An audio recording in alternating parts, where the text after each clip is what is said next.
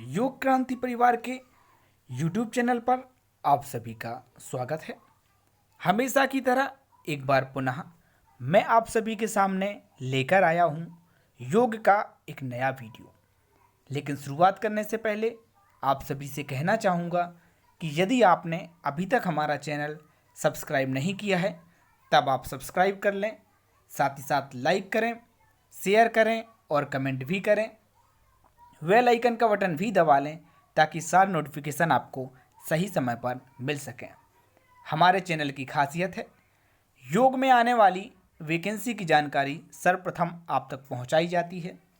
UGC net हो, वाईसीबी हो या फिर योग के अन्य एग्ज़ाम हों, सभी की तैयारी बहुत ही ज़्यादा अच्छे तरीके से करवाई जाती है। योग की कोई भी लेटेस्ट अपडेट हो तो वह भी सर्वप्रथम आप तक पहुंचाई जाती है। आज हम बात करने वाले हैं योग तत्व उपनिषद की। आज का पहला प्रश्न है, योग तत्व उपनिषद का संबंध कृष्ण यजुर्वेद से है। प्रश्न आपसे पूछा जा सकता है कि योग तत्व उपनिषद का संबंध कौन सी शाखा से है।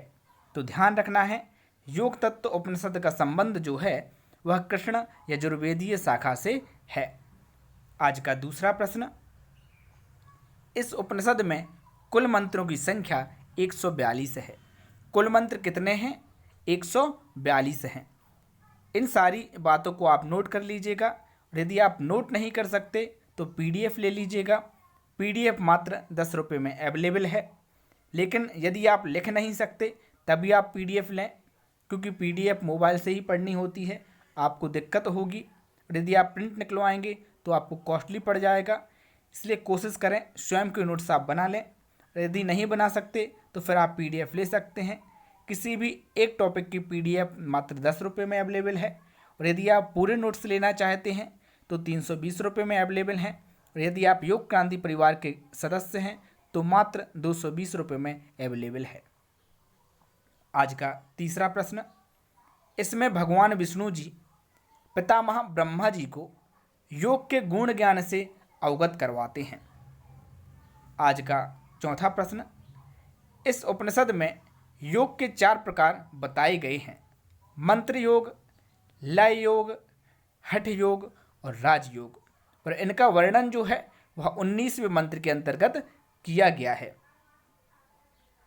जो योग तत्व उपनिषद है इसमें कुल कितने प्रकार के योग बताए गए हैं?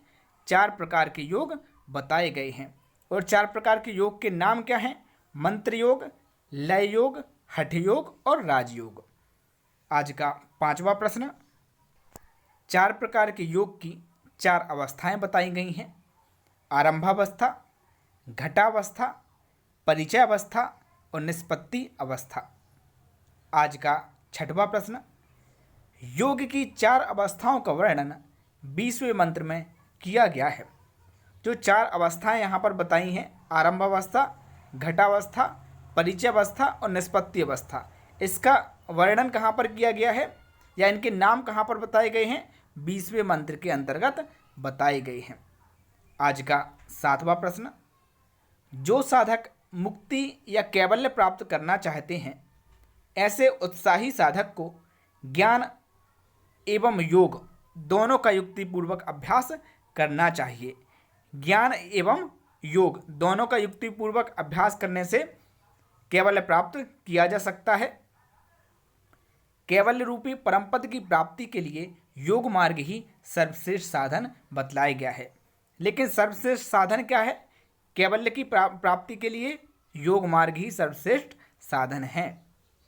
आज का 9वां प्रश्न, योग तत्वोपनिषद में मंत्र योग का वर्णन 21 एवं 22वें श्लोक में किया गया है। आपको मालूम होना चाहिए कि योग तत्वोपनिषद में मंत्र योग का वर्णन कहाँ पर किया गया है? 21 एवं 22वें श्लोक के अंतर्गत किया गया है। यदि आपने हमारे पुराने वीडियो नहीं देखे हैं तब आप हमारी प्लेलिस्ट में जाकर देख लीजिएगा। बहुत सारे वीडियो की लिंक मैंने डिस्क्रिप्शन बॉक्स में भी दी है, लेकिन सभी की लिंक नहीं दी है, ध्यान रखें। कुछ वीडियो की लिंक डिस्क्रिप्शन बॉक्स में है तो वहाँ से जाकर आप देख सकते हैं। आज का 10वां प्रश्न, योग तत्व उपनिषद के अनुसार मंत्र योग, जो साधक मात्रका आदि से युक्त मंत्र को 12 वर्ष जप करता है वह क्रमशः अणिमा आदि का ज्ञान प्राप्त कर लेता है। परंतु इस तरह का योग अल्प बुद्धि वाले लोग करते हैं तथा वे अधम कोटि के साधक होते हैं। यहाँ पर मंत्र योग के बारे में बताया गया है। 11वां प्रश्न, लय योग का वर्णन 23वें मंत्र में किया गया है। प्रश्न आपसे पूछा जा सकता है कि लय योग का वर्णन योग तत्व उपनिषद के अनुसार कहाँ पर किया गया है। तो ध्यान रखना है, लय योग का वर्णन 23वें मंत्र के अंतर्गत किया गया है। आज का 12वां प्रश्न, लय योग क्या है? ईश्वर या परमात्मा में अपने चित्त का विलय कर देना ही लय योग है। लय योग क्या है? ईश्वर या परमात्मा में अपने चित्त का विलय कर देना। लय योग खड़े होकर, बैठकर, खाने खाते समय आदि भी किया जा सकता है एवं इसके करोड़ों प्रकार यहाँ बताए गए हैं। योग तत्वोपनिषद में लय के करोड़ों प्रकार बताए गए हैं और लय योग के बारे में कहा गया है कि इसको खड़े होकर, बैठकर, खाना खाते समय हम कर सकते हैं। आज का 13वां प्रश्न, हठ योग का वर्णन 24वें एवं 25वें मंत्र में किया गया है। आपको मालूम होना चाहिए कि हठ योग का वर्णन योग तत्वोपनिषद में कौन से श्लोक या कौन से मंत्र में किया गया है। तो 24वें एवं 25वें मंत्र में किया गया है। आज का अगला प्रश्न, हठ योग को इस उपनिषद में अष्टांग योग नाम से बताया गया है। यह भी प्रश्न पूछा जा सकता है कि योग तत्वोपनिषद में अष्टांग योग के नाम से किसे जाना गया है। तो हठ योग ध्यान रखना है और यह 8 अंग कौन कौन से हैं वह भी याद रखिए। यम, नियम, आसन, प्राणायाम, प्रत्याहार, धारणा, ध्यान और समाधि। आज का 15वां प्रश्न, योग तत्वोपनिषद के अनुसार यम क्या है? लघु अर्थात थोड़ा हल्का आहार करना ही यम है। यह भी प्रश्न बन सकता है कि योग तत्वोपनिषद के अनुसार यम क्या है, नियम क्या है। तो आपको ध्यान रखना है, लघु अर्थात थोड़ा हल्का आहार करना ही यम है। नियम क्या है? इस उपनिषद में नियम के अंतर्गत मात्र अहिंसा का वर्णन किया गया है। नियम के अंतर्गत मात्र अहिंसा का ही वर्णन यहाँ पर आपको मिलेगा। आसन, आसन की संख्या 4 बताई गई है। सिद्धासन, पद्मासन, सिंहासन और भद्रासन। यह प्रश्न आईएमपी है कि योग तत्वोपनिषद के अनुसार कितने आसन बताए गए हैं। तो कुल 4 आसन बताए गए हैं और उन आसन के नाम आपको याद जरूर रखना है। सिद्धासन, पद्मासन, सिंहासन और भद्रासन। आज का 18वां प्रश्न, आसन का वर्णन 28 एवं 29वें सूत्र में किया गया है। प्रश्न आपसे पूछा जा सकता है कि योग तत्वोपनिषद में आसन का वर्णन कौन से सूत्र के अंतर्गत किया गया है। तो ध्यान रखना 28 एवं 29, इनके नाम भी आपको याद रखना है, विधि आदि भी आपको याद रखना है। 19वां प्रश्न, 30 एवं 31वें मंत्र में प्रारंभिक काल में उत्पन्न विघ्न का वर्णन किया गया है। 20वां प्रश्न, प्रारंभिक काल में उत्पन्न विघ्न कौन कौन से हैं। तो प्रारंभिक काल में उत्पन्न विघ्न भी आपसे पूछे जा सकते हैं, तो ध्यान रखिएगा। आलस्य, अपनी बढ़ाई, धूर्तपने की बातें करना तथा मंत्र आदि का साधन। श्रेष्ठ बुद्धिमान साधक को धातु, स्त्रीय, लौल्यता आदि को मृग तृष्णा रूप समझकर तथा विघ्न रूप जानकर त्याग देना चाहिए। तो प्रारंभिक काल में उत्पन्न विघ्न कौन कौन से हैं वो आपको याद रखना है और श्रेष्ठ साधक को क्या करना चाहिए, इनको त्याग देना चाहिए। 21वां प्रश्न, 32 एवं 33वें मंत्र में उपर्युक्त उपर्युक्त स्थान की बात की गई है।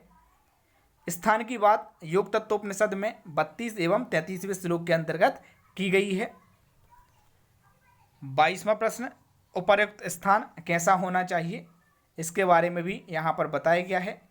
तो छोटी सी कुटिया बनाकर 4 द्वार युक्त बिना छिद्र वाली, गाय के गोबर से लीपन, स्वच्छ, खटमल मकड़ी आदि जीवों से रहित, प्रतिदिन झाड़ू लगाएं, आसन ऊंचा नीचा ना हो, मृग चर्म या कुश का आसन हो, इस तरह का उपयुक्त स्थान होना चाहिए।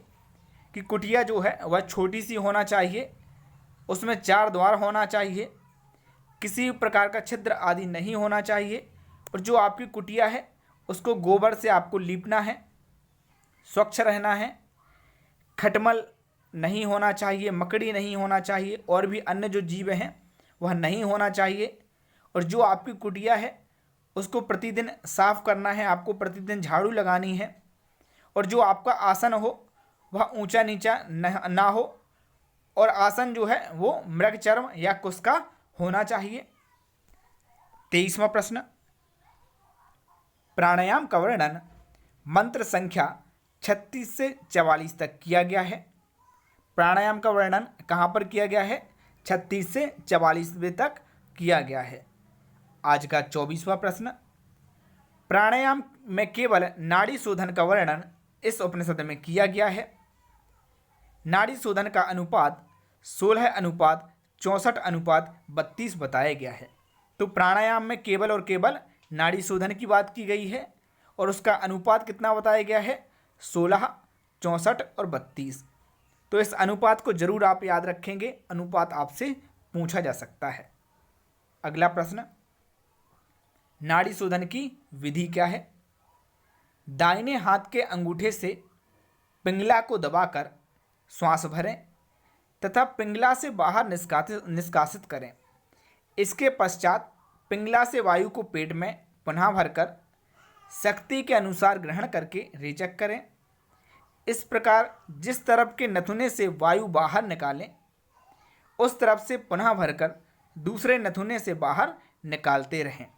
यह नाड़ी शोधन की विधि इसके अंतर्गत बताई गई है। 26वां प्रश्न, प्राणायाम को 4 काल करने की बात की गई है। प्रातः, मध्यकाल, सायंकाल और अर्धरात्रि। यह प्रश्न जरूर पूछा जा सकता है कि प्राणायाम को योग तत्वोपनिषद के अनुसार कितनी बार किया जा सकता है? तो 4 काल में किया जा सकता है। और यह 4 काल कौन कौन से हैं? प्रातः, मध्यकाल, सायंकाल और अर्धरात्रि। 27वां प्रश्न, कुंभकों की संख्या धीरे धीरे 80 करने की बात की गई है। 28वां प्रश्न, 3 माह तक प्राणायाम करने से नाड़ी शुद्धि होती है, जठराग्नि बढ़ जाती है, भूचल सिद्धि भी प्राप्त हो जाती है। ऐसे साधक को बाधा पहुंचाने वाले आहार का त्याग कर देना चाहिए। यदि हम 3 माह प्राणायाम करते हैं तो क्या होता है? नाड़ी शुद्धि होती है, जठराग्नि बढ़ जाती है और भूचल सिद्धि भी प्राप्त हो जाती है। यह यहाँ पर प्राणायाम का बेनिफिट बताया गया है। 29वां प्रश्न, बाधा पहुँचाने वाले आहार हैं नमक, तेल, खटाई, गर्म, रूखा, तीक्ष्ण, हींग, आग से तपा आदि। प्रश्न आपसे पूछा जा सकता है कि योग तत्वोपनिषद के अनुसार बाधा पहुंचाने वाले आहार कौन कौन से हैं, या फिर किन आहार का त्याग कर देना चाहिए। 30वां प्रश्न, बाधा पहुंचाने वाले अन्य तत्व, स्त्री प्रसंग, अति चलना, प्रातःकाल का स्नान और उपवास। एक तो बाधा पहुंचाने वाले आहार हैं और बाधा पहुंचाने वाले अन्य तत्व हैं। तो अन्य तत्व कौन कौन से? स्त्री प्रसंग, अति चलना, प्रातःकाल का स्नान और उपवास। 31वां प्रश्न, प्रारंभिक अवस्था में भोजन, प्रारंभिक अवस्था जो होती है उसमें भोजन कैसे लेना चाहिए? दुग्ध और घृत का भोजन एवं गेहूँ, मूंग, चावल का भोजन करना चाहिए, यह सहायक है।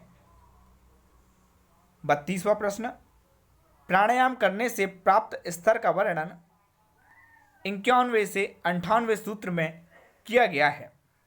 यहाँ पर प्राणायाम करने से कुछ स्तर की बात की गई है कि कौन कौन से स्तर आपको प्राप्त होते हैं, तो उनका वर्णन जो है 51 से 58वें सूत्र के अंतर्गत किया गया है। 33वां प्रश्न, योग तत्वोपनिषद में कहा गया है, अभ्यास के समय जो पसीना निकले उसे शरीर पर मल लेना चाहिए। शरीर में कंपन होने लगता है, मेढक के समान चेष्टा होने लगती है, यही स्तर है। अब यहाँ पर स्तर क्या है उसके बारे में बताया गया है। योग चूड़ामणि उपनिषद के अनुसार भी यही बताया गया है कि जो पसीना प्राणायाम से निकलता है उसको क्या करना है, शरीर पर मल लेना है। और यही बात योग तत्वोपनिषद में भी कही गई है कि जो पसीना निकले उसको अपने शरीर पर हमें मल लेना है। 34वां प्रश्न, योग तत्वोपनिषद के अनुसार साधक को अपनी शक्तियों का प्रदर्शन नहीं करना चाहिए। बहुत सारे अन्य ग्रंथों में और उपनिषदों में भी यही बात की गई है कि हमें अपनी शक्तियों का प्रदर्शन नहीं करना है, और यहाँ पर भी वही बात की गई है। 35वां प्रश्न, प्राणायाम के अभ्यास से शरीर में होने वाले परिवर्तन, योगी का मलमूत्र अति न्यून हो जाता है तथा निद्रा भी घट जाती है। कीचड़, नाक, थूक, पसीना, मुख की दुर्गंध आदि योगी को नहीं होते तथा निरंतर अभ्यास बढ़ाने से उसे बहुत बड़ी शक्ति मिल जाती है। 36वां प्रश्न, मंत्र संख्या 60 में भूचर की सिद्धि की बात की गई है। योग तत्वोपनिषद में भूचर की सिद्धि की बात कहाँ पर की गई है, यह प्रश्न बन सकता है, तो 60वें मंत्र में की गई है। 37वां प्रश्न कि भूचर सिद्धि है क्या, तो व्याघ्र, हाथी, नीलगाय, सिंह आदि योगी के हाथ मारने मात्र से ही मृत्यु को प्राप्त हो जाते हैं। स्वरूप कामदेव के समान सुंदर हो जाता है, यह भूचर सिद्धि है। 38वां प्रश्न, घटावस्था का वर्णन 65 से 80 तक के मंत्र में किया गया है। घटावस्था का वर्णन योग तत्वोपनिषद में कहाँ पर किया गया है, 65 से 80वें मंत्र के अंतर्गत। 39वां प्रश्न, जिस अभ्यास में प्राण, अपान, मन, बुद्धि, जीव तथा परमात्मा में जो पारस्परिक निर्विरोध एकता स्थापित होती है उसे घटावस्था कहते हैं। योग तत्वोपनिषद के अनुसार घटावस्था क्या है, इस तरह भी प्रश्न बन सकता है। 40वां प्रश्न, प्रत्याहार, इंद्रियों को उनके विषयों से हटाकर कुंभक में स्थिर होकर अंतर्मुखी होना ही प्रत्याहार है। प्रश्न आपसे पूछा जा सकता है कि योग तत्वोपनिषद के अनुसार प्रत्याहार क्या है, तो यहाँ पर बताया गया है, इंद्रियों को अपने विषयों से हटाकर कुंभक में स्थिर होकर अंतर्मुखी होना ही प्रत्याहार है। प्रत्याहार का अभ्यास प्रतिदिन 1 प्रहर आलस्य त्याग कर प्रयास करना चाहिए। 1 प्रहर करने की बात की गई है और 1 प्रहर जो है वो 3 घंटे का होता है। 42वां प्रश्न, प्रत्याहार का फल यहाँ पर बताया गया है, चित्त की एकाग्रता बढ़ती है, उसको दूरदर्शन, क्षण भर में सुदूर क्षेत्र से आ जाना, वाणी की सिद्धि, जब चाहें जैसा रूप धारण कर लेना, अदृश्य हो जाना, उसके मलमूत्र के स्पर्श से लोहे का स्वर्ण में परिवर्तित हो जाना, आकाश मार्ग में गमन कर सकना आदि शक्तियां जो हैं प्राप्त हो जाया करती हैं। 43वां प्रश्न, प्राणायाम और प्रत्याहार से घटावस्था की प्राप्ति होती है। योग तत्वोपनिषद के अनुसार घटावस्था की प्राप्ति कैसे होती है, प्राणायाम और प्रत्याहार से। 44वां प्रश्न, परिचयावस्था क्या है, अग्नि के साथ कुंडलनी की भावना करके बिना किसी निरोध के वायु का जब सुषुम्ना में प्रवेश हो जाता है तब परिचयावस्था प्राप्त होती है। धारणा, पंच महाभूतों और इनकी तन्मात्राओं में चित्त को स्थिर करना धारणा है। योग तत्वोपनिषद के अनुसार धारणा क्या है, इस तरह भी प्रश्न बन सकता है।